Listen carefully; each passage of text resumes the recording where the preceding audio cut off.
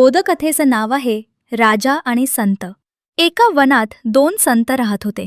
एकांतात आपल्या तपश्चर्येत लीन राहत होते. कधीतरी यात्रेकरूंचा जथ्था जायचा, तेव्हा ते संत त्यांच्याशी बोलत असत. याच यात्रेकरू करून त्यांना तेथील राजास त्या संतांबाबत माहिती मिळाली. तो या दोघांना भेटण्यास निघाला. जेव्हा संतांना ही गोष्ट कळाली, तेव्हा त्या दोघांना वाटले की आता राजा येणार व त्याने आपला चांगुलपणा पाहिला तर तो आपणास सतत भेटण्यास येईल. त्याच्याबरोबर अनेक माणसे येतील. त्या माणसांच्या संगतीने अजून काही माणसे येतील व अशाने या वनातील शांती भंग पावेल व एकांत मिळणार नाही व एकांत नसल्याने आपणास ध्यान साधना करता येणार नाही. राजा आम्हाला दोघांना सामान्य माणूस समजेल असे काहीतरी केले पाहिजे. राजाचा लवाजमा तेथे पोहोचला.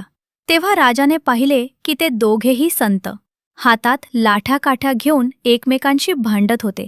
पहिल्या संताने दुसऱ्याला म्हटले, तू स्वतःला कोण समजतोस? मी इतके ज्ञान मिळविले आहे की ते तू 7 जन्मातही मिळवू शकणार नाही. दुसरा संत त्यावर म्हणाला, अरे, तू तर पक्का खोटारड आहेस. तुझ्या ज्ञानाच्या गप्पा मारून तू लहान मुलाला फसवू शकशील, पण मला नाहीस. तुझ्यापेक्षा जास्त ज्ञान मी माझ्या शिष्यांना दिले आहे.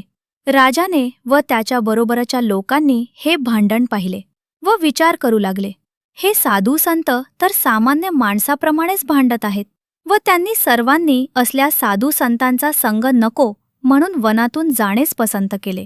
राजा व लोक जाताच दोन्ही संतांनी एकमेकांकडे पाहून मंद स्मित केले व गळाभेट घेतली. दोन्हीही साधू आपल्या साधनेत रममाण झाले. मराठी बोधकथा. तात्पर्य: चांगली गोष्ट घडवून आणण्यासाठी कधीकधी चुकीच्या मार्गाचाही अवलंब करावा लागतो.